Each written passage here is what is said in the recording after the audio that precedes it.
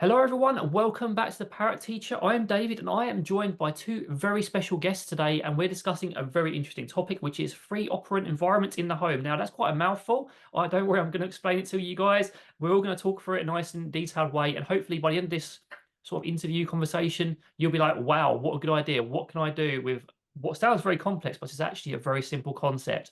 So, as usual, these interviews, I thought I would start by introducing our guests and let them talk a little bit about themselves. We have Dr. Jason Crean and Robin Sullivan. As Jason's been here before, he can go second for his introduction because I'm sure you guys should know about him already. So, Robin, tell us a little bit about yourself. Thank you so much for having me, David. I own a company called the Leather Elves. We do enrichment devices and toys for all species, not just parrots, but parrots are our focus. I have worked in zoos, I've worked with facilities that have big collections of parrots, doing behavior modification, doing enrichment programming, how to come up with a schedule, things like that. And I don't know if my background prior to that was with human behavior modification. And so the science is the same, it's just how you apply it.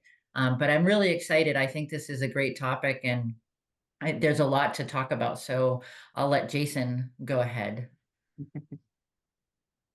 So thanks for having me again, David. I am. Oh, I wear many hats. I am.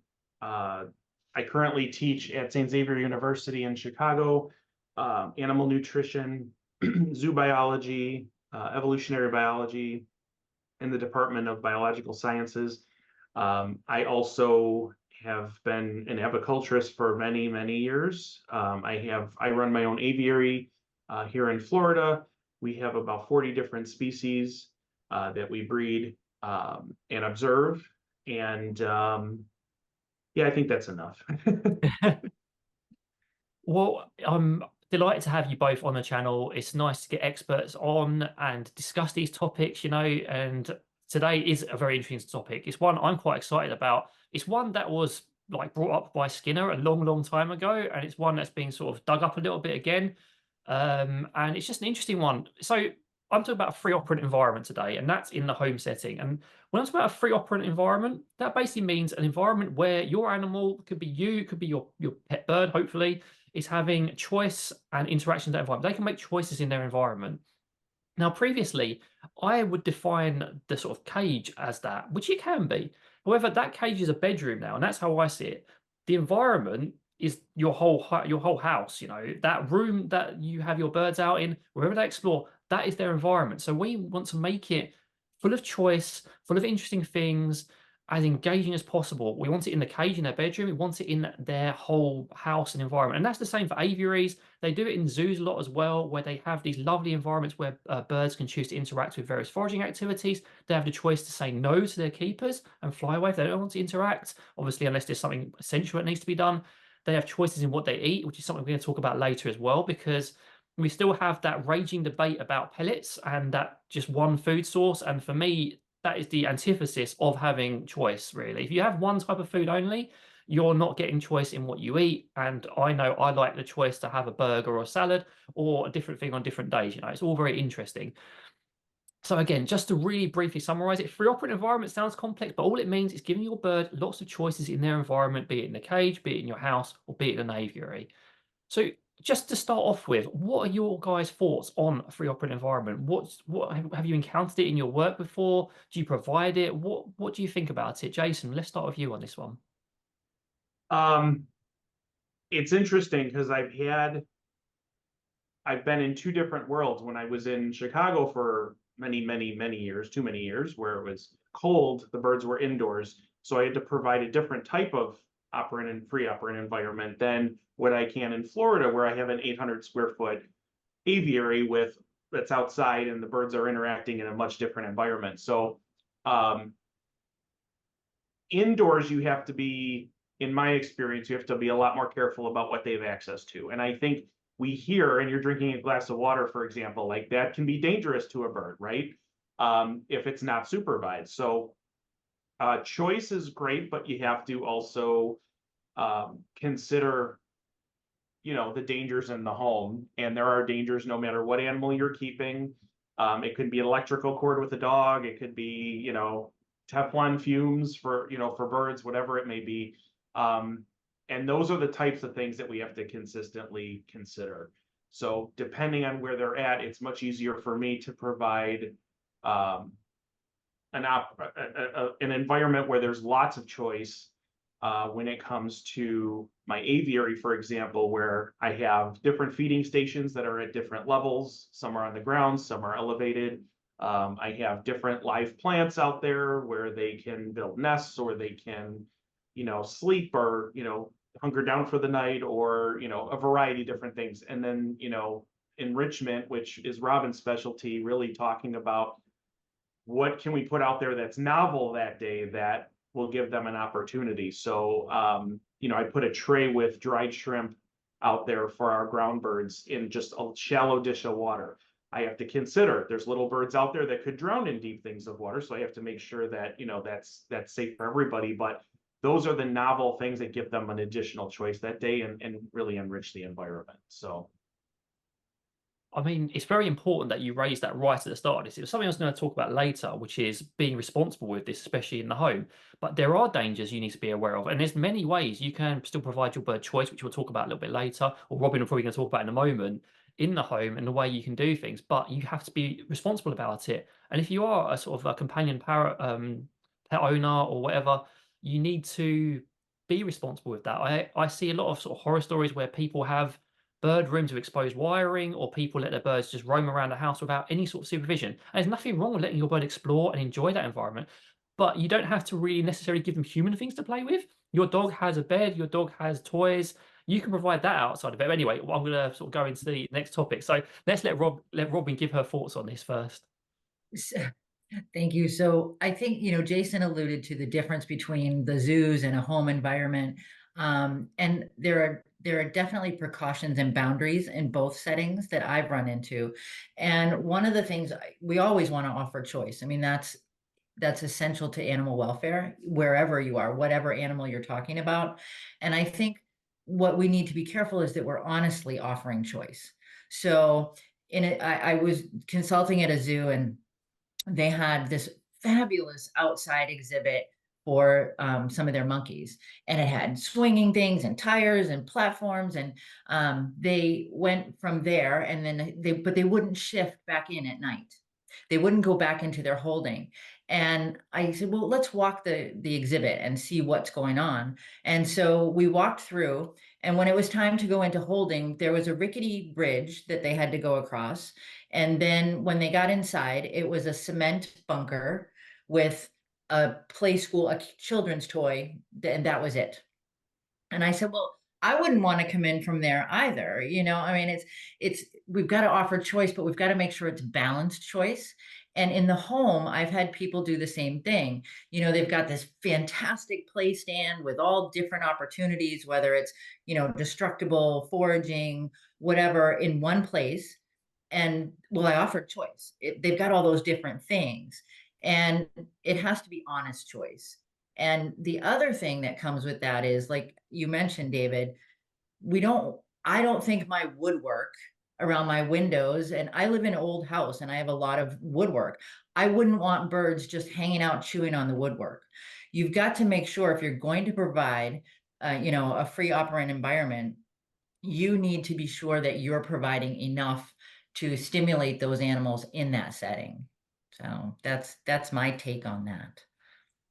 I mean, it's exceptionally important point again as well. If you'll provide like the whole, I've got so many thoughts immediately. So with regards to the analogy of the monkeys, you can transport that into the home as well. You have these lovely, either way, like in the cage, it's very, very well furnished. Outside, it's sparse, there's nothing to do, or vice versa. So you want to provide the honest choice in both environments. There's lots of things to do, lots of things to engage with, and also prevent them destroying the furniture or woodwork or anything you don't want to, by making those things as engaging as possible. So I've got a choice between flying over and destroying the window railing, or I've got a lovely place stand, I can fly over that, and I've been provided foraging opportunities. That's a very valid choice they can make, and we want to encourage them to make the choice that helps them enjoy themselves but doesn't destroy our stuff And also it means that we can cohabit with them in a really productive way because they become part of our family, basically. You know, because the way birds are, they have to have time to explore, have to have time out. They can't be just stuck in a cage all the time. They need to be out, and giving them these opportunities helps to make our life easier because they're not destroying or bothering us when we're working, but also it just makes their life so much more fun. Mhm. So, Um, oh, sorry. no, I was just gonna say, I think too, it's there's a lot of observation that has to happen in this type of an environment.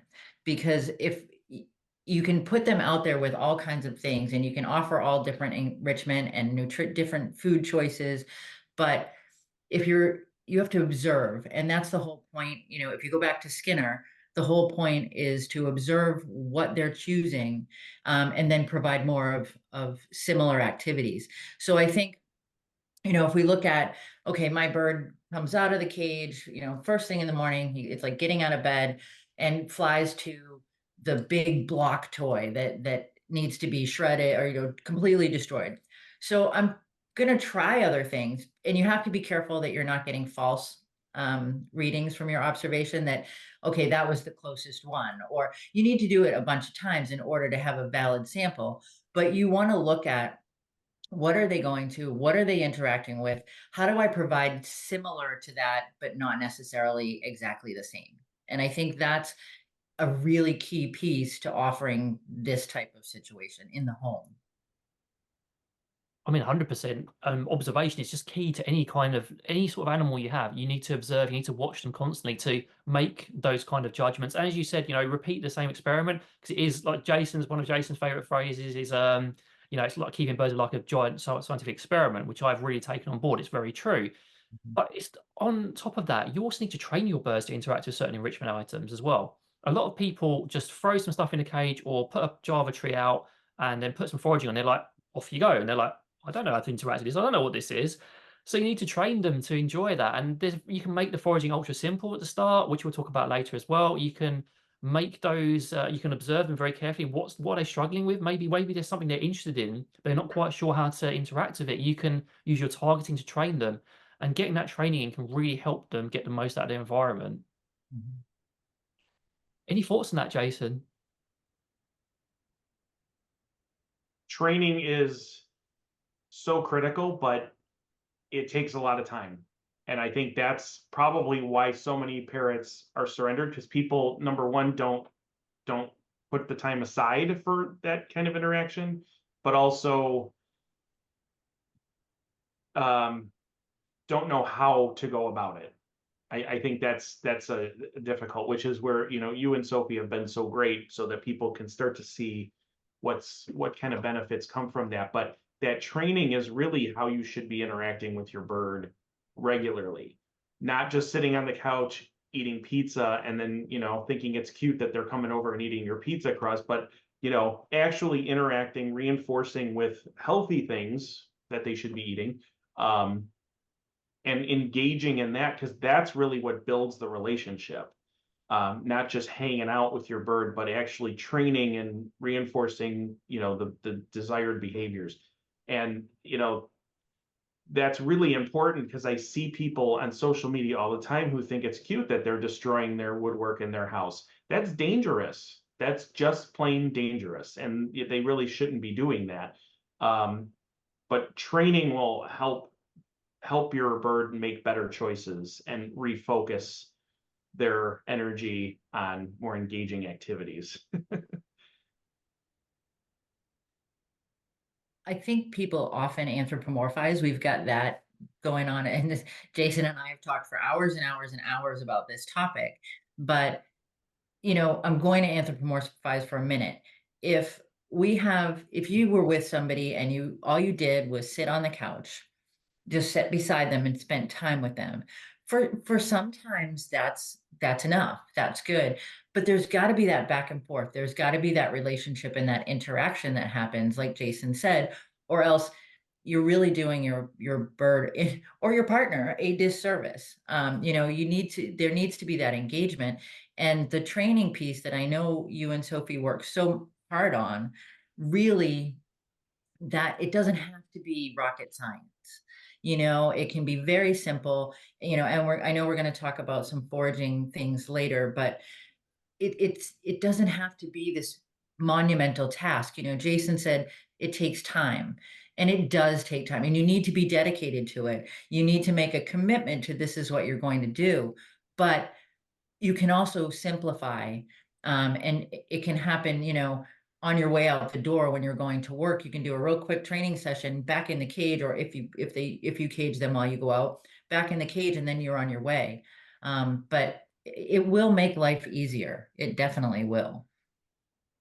You're totally, both of you are completely correct there. Well, I suppose I would say that, being a big advocate of training, but it is very important. And a lot of people do just sit with their partners and do nothing, and that probably hurts their relationships. I don't know. Some people may like it. Other people need to interact and enjoy it. And it's the same with our birds. And that training will help to teach them to do lots of things that you want them to do. It will help you direct them away from things you don't want them to do. And also, if you think about it with a human child analogy, we are teaching our children constantly. We interact with them, we teach them what's right, what's wrong, and you need to do that in a positive, non-punishment way if possible, and direct them to things you want them to do. For example, the child analogy, your child's being naughty, so you direct them to one of their toys, they can go and enjoy that. Same for your bird. They're being naughty and just doing a natural thing, but it's naughty for us because we don't want it. Direct them to a foraging station. And as Robin said, make it ultra simple. It doesn't have to be complex. We'll talk about how you can make foraging ultra easy later. The training does not have to be ultra complex. Targeting is one of the simplest training methods you can use. It's just very, very easy, and it's just for such a simple training method, the benefits are amazing, and you can just see it. We see it in our clients constantly. Once they taught their bird targeting, you just see it spiral.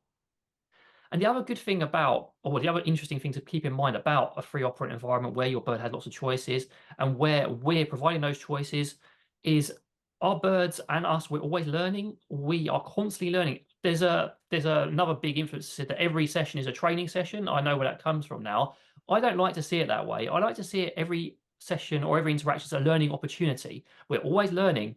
And I feel it's more of a nuanced approach to it, but I think it's quite important because every time you're with your bird, they're learning about you, you're learning about them, you're observing them, they're learning about things in their environment. There's consequences in that environment. They go over to a foraging tray, it's high value, they get something good out of it. That's a good consequence, that's reinforced. They go over to the window frame, they start biting it, and you yell at them or you immediately get them, give them attention. That's reinforced. So think about what your animals are learning in the environment, because we can teach them a lot by being hands-off and by being hands-on, and using a combination of both, providing this environment where they can enjoy it, but also directing them and training them ourselves. We can give them a really just happy life, and one where they cohabit with us in a much more symbiotic way, I guess. It's probably a bit of a technical word, but yeah, that's how I'll try and put it. And it's so hard to admit, accept that you're inadvertently reinforcing behaviors. And it takes a split second for you to do that, right? If your bird starts screaming and you just look in their direction, you just reinforce that. And then they're going to continue to do that because they get your attention, right? So and if they're biting, like, it's hard to not react, right? It's difficult, but we have to do our best. And often it's just in the animal training world, there's the RIR, response interruption, and then redirection. So like you're trying to interrupt a behavior that you don't want and then redirect it with something else, which is what you're describing. Instead of chewing on your window frame, hey, come over here, I've got something much more exciting for you to do. Or the apes at the zoo, like Robin was describing, hey, look what we've got in here for you to engage in, instead of this undesirable behavior where they're sitting out. So it's that interrupting and then redirecting, so that you're replacing, you're giving their attention to something else. You're replacing their focus. And I think, Jason, that goes for it, and it's easy to do. It's, if a bird's over preening, maybe. So when you enter the room, you see that happening, instead of giving all kinds of attention, maybe you go, or you make some type of noise and then redirect, and then, okay, well, what's this over here? And we may offer these choices. We were talking about choices, and that's what we're focusing on. but sometimes you have to teach those choices. You have to train those choices. And people get frustrated. They buy the biggest and the best toy, or they put out, this lavish foraging tray, and the bird just kind of goes, yeah, no, and moves away from it. Well, it may not be identified as something that they want to interact with. And I think that's another, when you were saying, David, about every opportunity is a every interaction is a learning opportunity. It's a learning opportunity for us to see what works and what doesn't work. Mhm. I have people ask me all the time, they'll say, I have a fill in the species, and what kind of toy should I buy? I have no idea, because I don't know your bird. I haven't observed your bird. I can make suggestions, but you're the one that's going to have to answer that. And you may even have to train them to use that type of enrichment. So it is, again, a process. And I think, Jason, that, instead of reinforcing that, and we do it all the time. I mean, and in our house, we reinforce our dog a lot. He'll bark and we don't like it, and he gets attention, and then the attention is what he's really looking for. And so we've taught him that barking gets him things. Barking, he gets he may get a hey, stop, but then he gets a treat the second he stops, which you could say is it timing, and we're reinforcing the stopping. And it's the same with a parrot. When you're trying to train a parrot to decrease screaming, I mean, no, he never stops. He does. There's that instant. And it's just about making sure that your timing works in order to make that happen. I mean, good training is mostly about making sure that you reinforce correctly with something high value and getting your timing correct. So, for example, Charlie's been quite noisy recently, especially when Sophie leaves the room.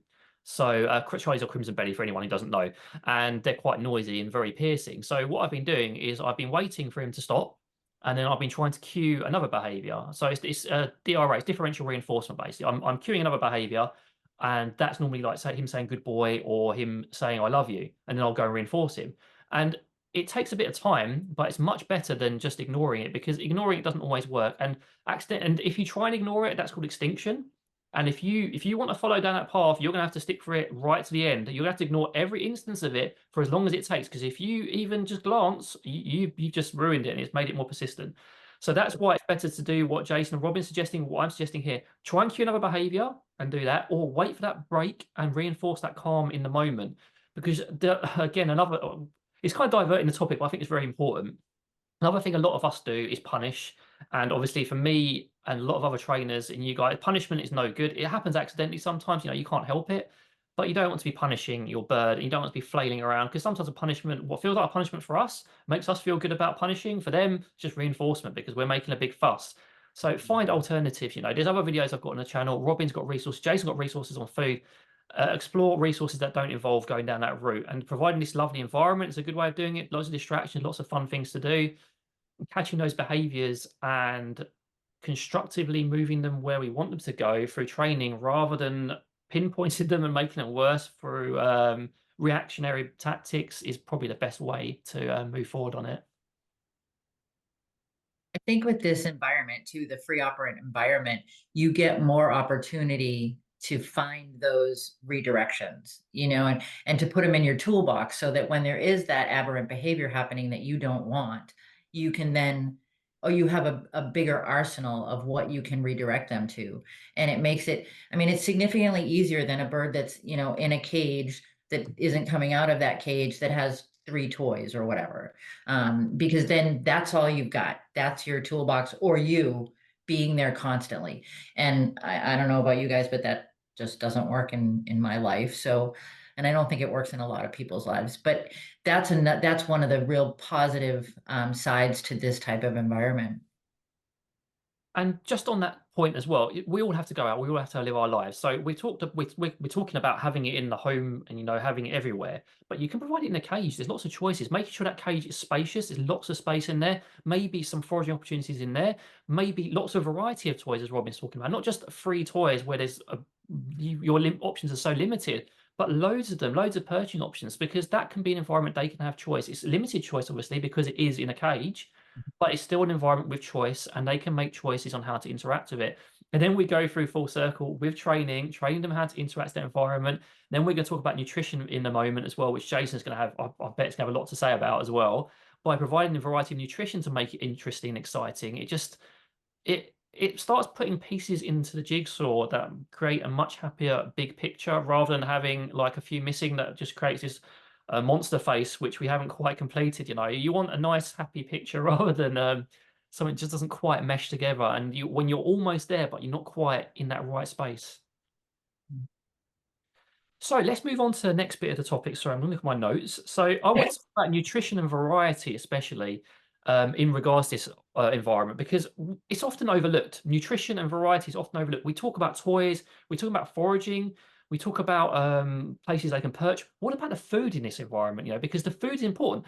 I I don't want to name names, but I read somewhere that food-based enrichment shouldn't be provided; it should be provided in other sources. And I just sort of like went, oh my God, every animal on this planet benefits from food-based enrichment. It's a primary reinforcer. We like variety as humans. Every animal likes variety and lots of different things to eat and select from. And then we got colors and all sorts of things. So I found it quite a comical thing to say in regards to this. And this is something you can provide in these environments. And as Jason sort of already mentioned in his aviary, lots of different things. So Jason, please lead us on this, because I bet you've got a couple of things to say on it. Yeah, and I think that we've been conditioned by reading labels that, you put food in a bowl and then it's there all the time and the birds always have access to it because they're going to starve otherwise. And that is so opposite of their lives in the wild. Like, they have evolved for countless generations to forage for food.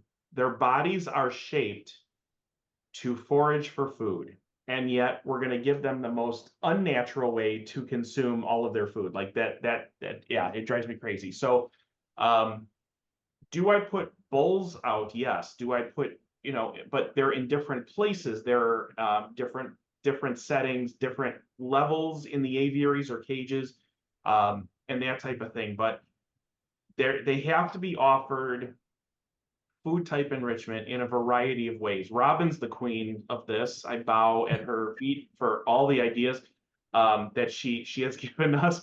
But she, like, when we talk about foraging, a stainless steel skewer will last the lifetime of your bird, and you can do so many things with it. You don't have to just put food on there at that time. You can put different types of toys or pieces of paper that will drape over the food that they have to, tear up or go underneath to get. I mean, there's so many simple, cheap, inexpensive ways to keep your birds engaged with their environment through feeding. And it could be that, you have, and honestly, like, if bowls are your thing, more power to you. And I've seen people that have a variety of little bowls around, even for their large birds, so that they put a pepper up here and a nut over here and here. So they have to visit all these different places in their cage throughout the day to access all these different things. And, I take all food out at night because the birds sleep. They don't get up in the middle of the night for a midnight snack. Like, that doesn't happen. Birds shut down as soon as those lights go down, and, that's it. So that way I have control over the very first thing in the morning that they're going to see, which will be the variety of fresh foods that we give, fruits and veggies and, nuts and seeds and microgreens and, soaked and sprouted items, things like that we want to make sure those fresh foods are the first things they see in the morning when they're hungry and engaged. But you don't have to just put it all on a plate and say, bam, here it is. Like, you can do things to get it where they have to move and exercise, because we tend to think flight is the only exercise for birds, and it's not. Research has shown us birds do not want to fly unless they absolutely have to. Research has showed us this. It's because it's high energy, right? It drains a lot of their energy to fly.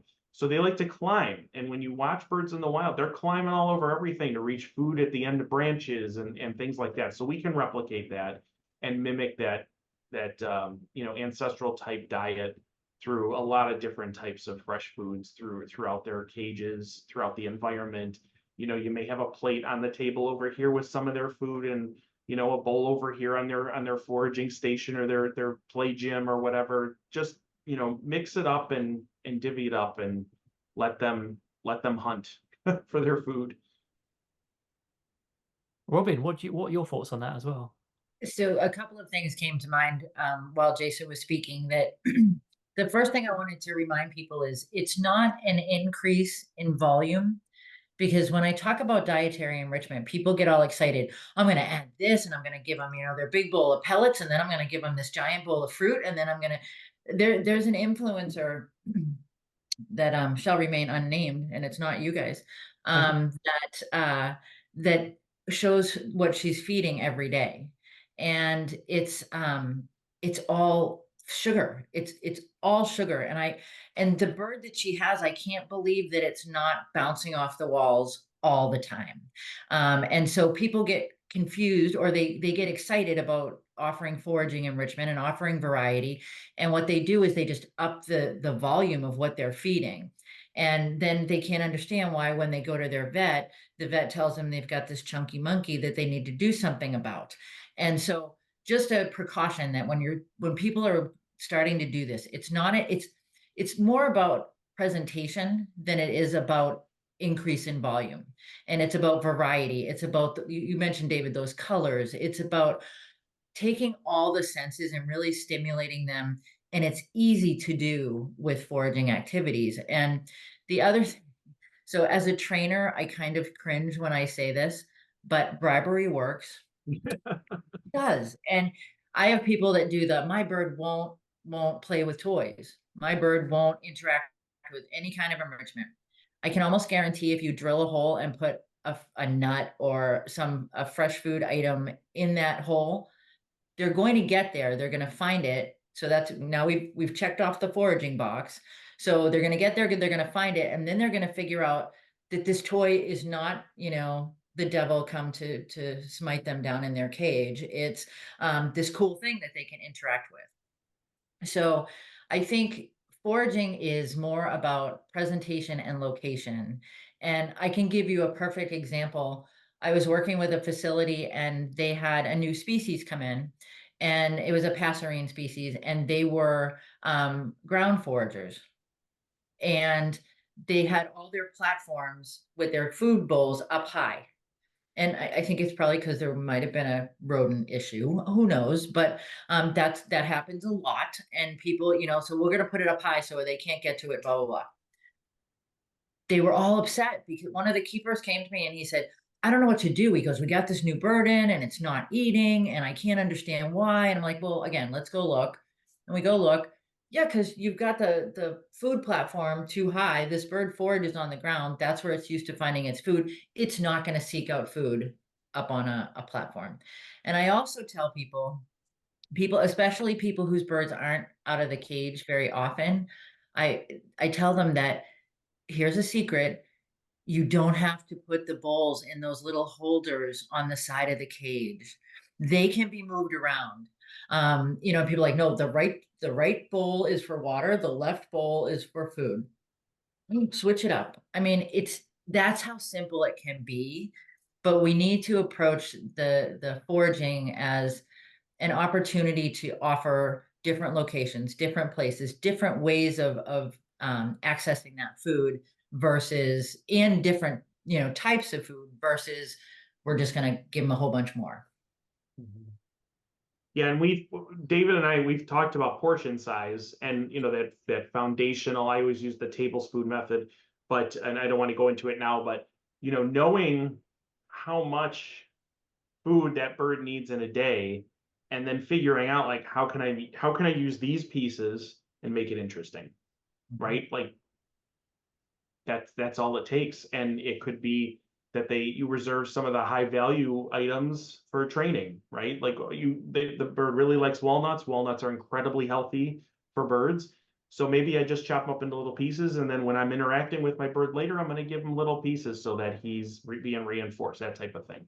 But you're still keeping in mind that you're not giving your parrotlet a giant bowl of food in their cage all the time, right? Because that doesn't help anybody. And it especially doesn't help if you're trying to get your bird eating better, because why would they eat better if they have all of this, foods, dry food sitting in the cage all the time?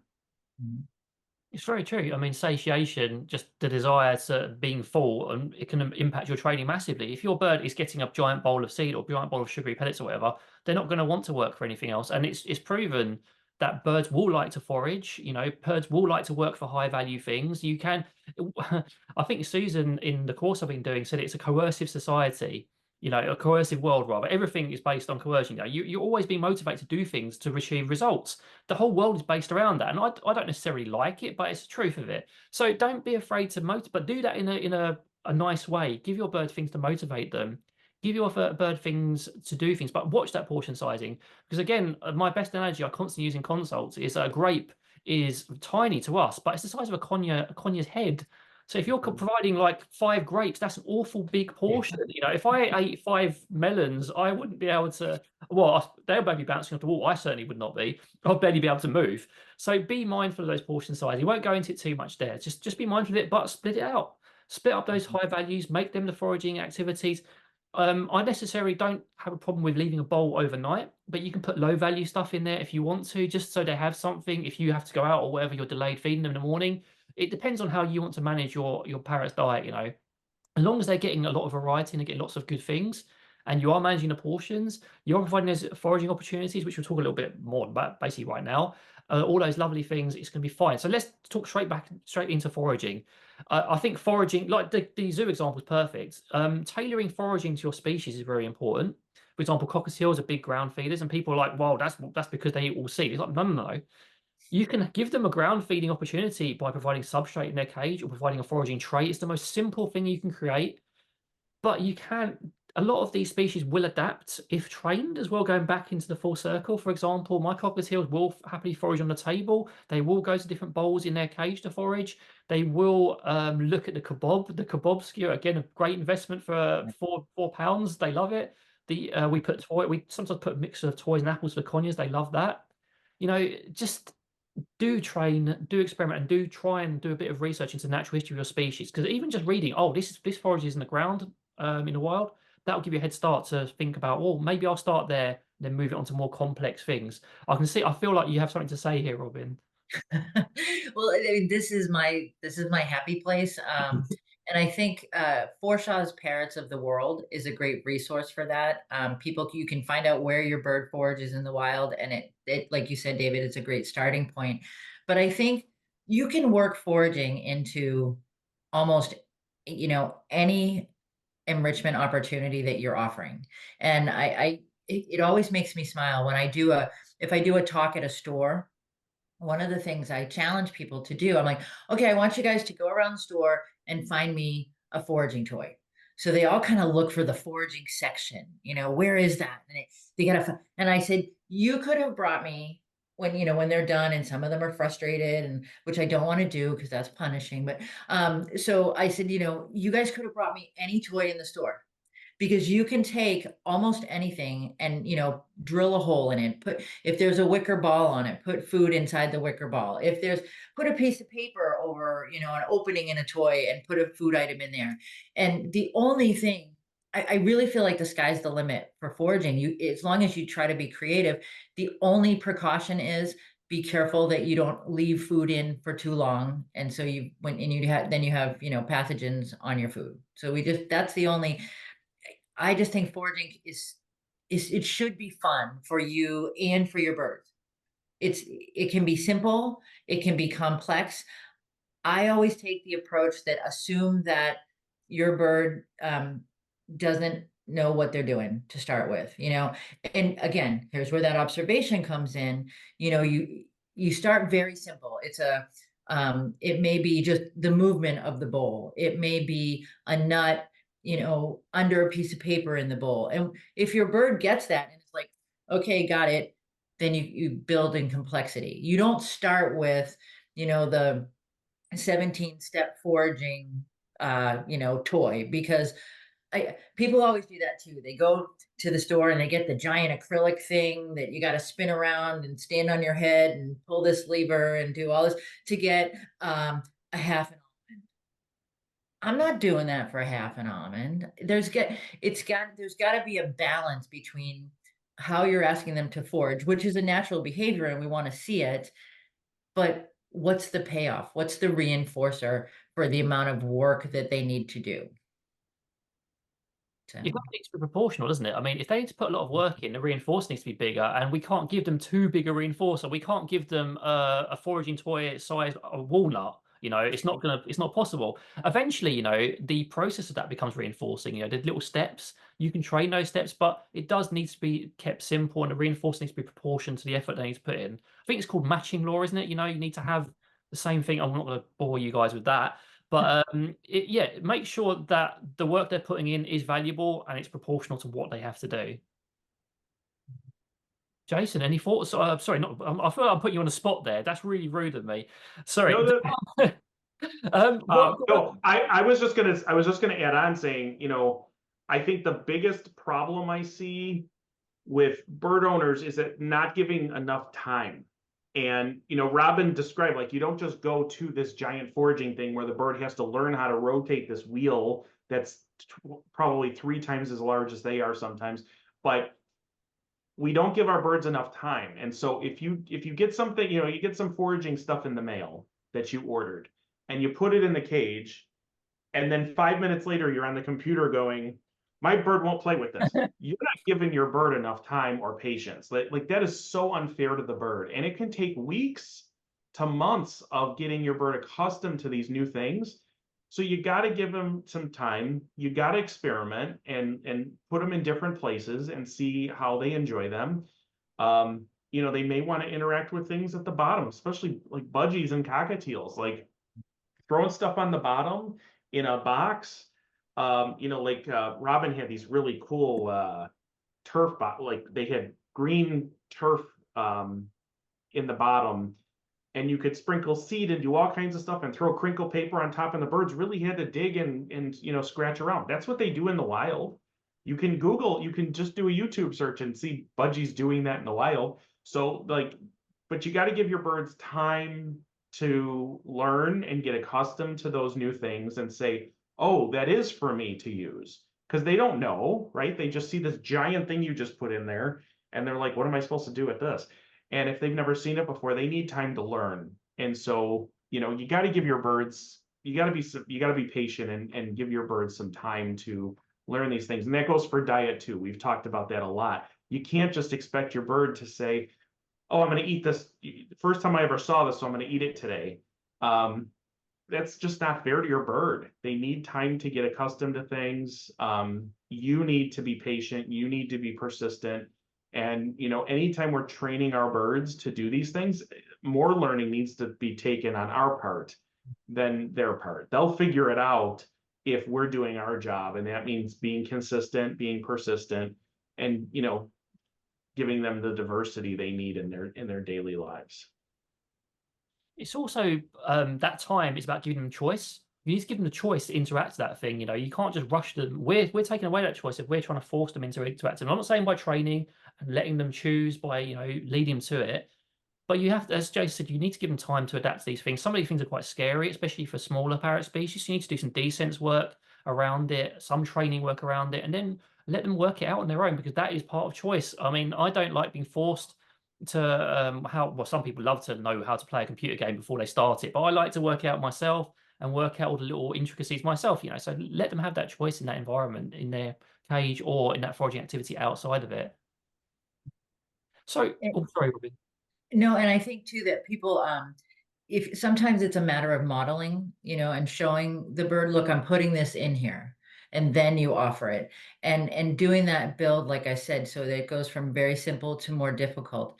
And people also do to always tell me, I don't have time. I don't have the time to create for. You do have the time. You have the time to take a piece of paper and wrap a nut in it and put a whole bunch of those in a box and stick them in the fridge, your refrigerator. And then, you know, if you're going to be gone for a certain amount of time and you want to keep your bird busy, and it sounds awful, I hate to, and I say it, but I hate the way it comes out. It's not just busy work, because that's work with no payoff. That's work with no reinforcement. I used to work with people with disabilities in a workshop setting, and they would be given a task, and it was to fill a pegboard, and then you take the pegboard away and bring it back empty. And I watched a staff person one time dump the pegboard in front of them. And I thought, why would they ever want to do that again? And we don't want to ask our birds to work because we know that they do prefer to work. So contra freeloading is the fancy term, and it's making that search for food. And studies have shown that birds, any animal, not just birds, prefer to work for their food.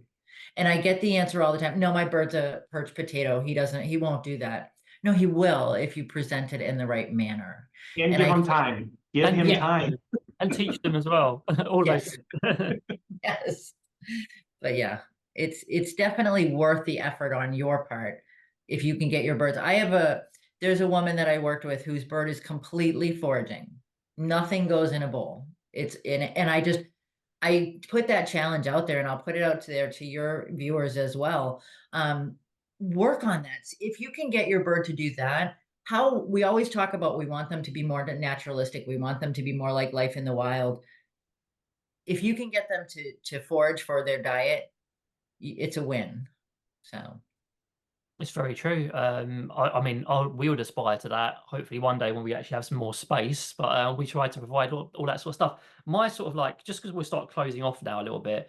My final tip for you guys, and I know this is repeating what people have already said, Robin and Jason have said, give them time, make it easy as well initially. You know, foraging doesn't have to take time. It doesn't have to take loads of your time. It can be as simple as wrapping that nut in that piece of paper. It can be using a cupcake case, tie to a bit of string with some seeds in it.